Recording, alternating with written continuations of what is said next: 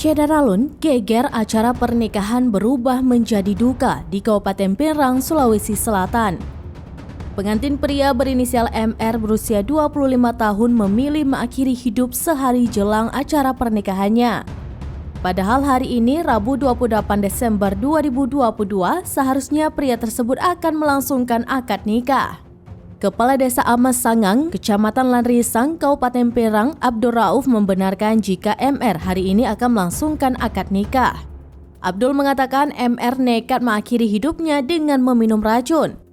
Almarhum mengakhiri hidup sekitar pukul 5 waktu Indonesia bagian tengah, beberapa jam sebelum akad nikahnya. Dari pantauan Tribun Pinrang, bendera merah putih sudah terpasang di depan rumah MR.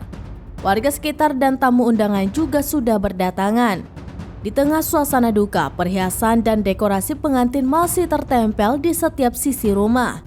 Kepala desa mengatakan calon mempelai perempuan dan laki-laki mempunyai hubungan keluarga. Saat ini, tim Inafis Polres Pinrang tengah melakukan olah TKP.